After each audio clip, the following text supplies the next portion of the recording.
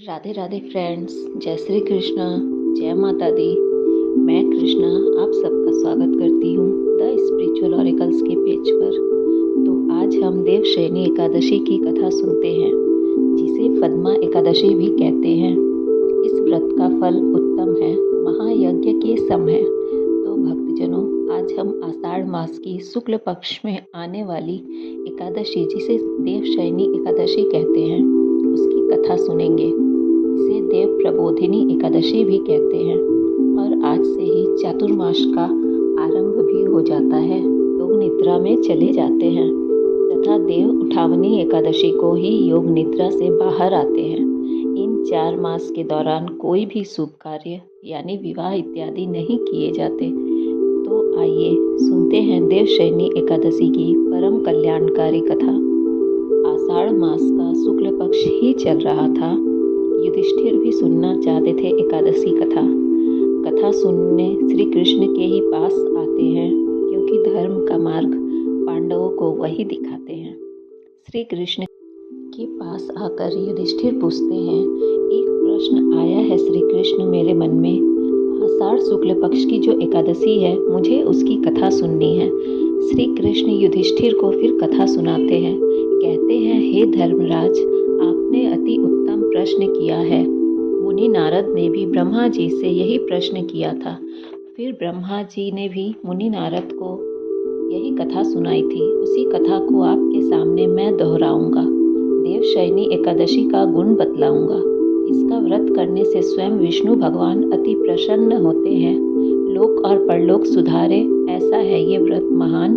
मनवांछित फल पाते हैं भक्त। सतयुग में मानधाता नाम के एक चक्रवर्ती सम्राट थे, जिनके राज में प्रजा बड़े ठाट और बाट से रहती थी। राजा मानधाता बड़े धर्मपरायण थे। उनके राज्य में चारों वर्ण बड़े सुखी थे। ऋषि मुनियों और ब्राह्मण का भी करते थे आदर। कोई कभी निराशा से नहीं लौटता था उनकी सभा में आकर। अन्य धन की कभी कोई कमी नहीं थी किसी के घर में। चारों ओर सुखी प्राणी मानधाता के नगर में हंसी खुशी सब जीवन व्यतीत करते थे। अनेक यज्ञ दान धर्म सब हुआ करता था वहाँ, मगर समय का किसी को पता नहीं। एक बार 3 वर्षों तक बारिश न होने के कारण घोर अकाल पड़ गया। बंजर हो गई धरती, अन्न की होने लगी कमी। अन्न न होने के कारण चारों तरफ त्राही त्राही हो गई। दुखी हो गई प्रजा, जहाँ थी खुशियाँ छाई। राजा मानधाता ने राजकोष से सहायता शुरू की।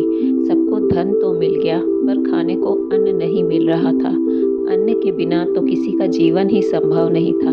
ना जाने इंद्रदेव ने क्यों आंखें फेर ली थी। ये सोचकर राजा मानधाता चिंतित हो जाते हैं। एक दिन वह जंगल की ओर चल पड़े। मन में चिंतन चल रहा था, जाने अनजाने कौन सा पाप मुझसे हो गया। इसी गहन चिंता में एकांतवास को चले आए। उन्हें उम्मीद थी कोई ऋषि मुनि इसका हल जरूर बताएंगे। इतने में उन्हें ऋषि अंगीरा का आश्रम दिखता है। वहां जाकर राजा मानधाता शीश झुकाकर प्रणाम करते हैं। कुशल क्षेम पूछने के बाद ऋषि अंगीरा राजा मानधाता से कहने लगे, हे राजन, आप चिंतित क्यों दिख रहे हैं? आपका यहाँ आने का कारण क्या है? तो राजा मानधाता ने बताया, पिछले 3 वर्षों से राज्य में बारिश न होने के कारण त्राही त्राही मची है। मैं तो अपने कर्तव्यों का बड़ी निष्ठा से पालन करता हूँ, और मैंने इस जन्म में कोई पाप भी नहीं किया। फिर भी मेरी जनता को पाप देखना पड़ रहा है। अपनी प्रजा का हाल उनसे देखा नहीं जा रहा। ऋषि अंगीरा से राजा मानधाता कहते हैं, मुनिवर, कोई ऐसा उपाय बताए कि मेरी नगरी पर आई विपदा भी टल जाए। बड़ी आशा के साथ आपके समक्ष आया हूँ। आप जो भी उपाय बताएंगे मैं वो करूँगा। ऋषि अंगीरा भी बड़ी सोच में पड़ जाते हैं कि कौन सी युक्ति निकाली जाए जिससे ये समस्या हल हो जाए। ऋषि अंगीरा ने जो ही ध्यान लगाया वो समझ गए और राजा मानधाता से कहने लगे, हे राजन, सारे युगों में सर्वोत्तम ये युग है। यहाँ छोटे से छोटे पाप का भी बड़ा भयंकर दंड मिलता है। ब्राह्मण के अतिरिक्त किसी अन्य जाति को तप करने का अधिकार नहीं है, जबकि अपने राज्य में एक शूद्र तपस्या कर रहा है। यही कारण है कि आपके राज्य में वर्षा नहीं हो रही। जब तक वह शूद्र काल को प्राप्त नहीं होगा, आपके राज्य में यूं ही अकाल पड़ा रहेगा।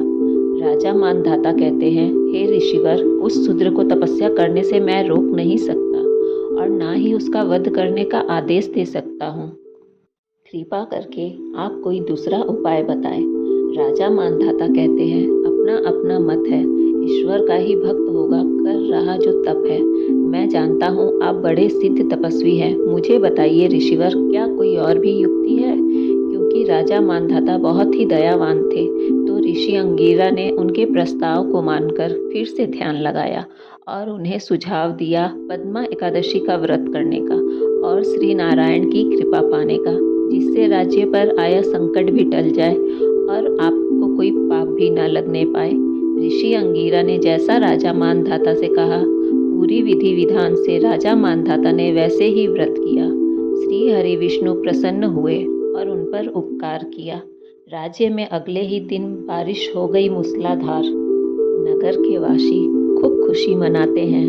प्रिय भक्तों, श्री कृष्ण कथा का समापन करते हुए कहते हैं कि राजा मानधाता ने अपनी पत्नी और मंत्रियों सहित इस व्रत का पालन किया और रात में श्री हरि का जागरण भी किया, तो अगले ही दिन बारिश हुई, सारे संकट टल गए और खूब खेती बाड़ी हुई। हे युधिष्ठिर, ऐसा कल्याणकारी है देवशयनी एकादशी व्रत कथा। इस व्रत की कथा यही है और पूजा करने के बाद ये कथा अवश्य ही सुनी और पढ़ी जाती है, तभी व्रत का फल मिलता है। इसी के साथ ये परम उपकारी कथा यहाँ समाप्त होती है। अगर आपको ये कथा पसंद आई हो तो प्लीज़ लाइक और शेयर करें, ताकि दूसरे श्रोतागण को भी आपके वजह से पुण्य प्राप्त हो। कमेंट में ओम नमो भगवते वासुदेवाय नमः लिखकर अपनी हाजिरी बनाएं। आप सबको प्रणाम।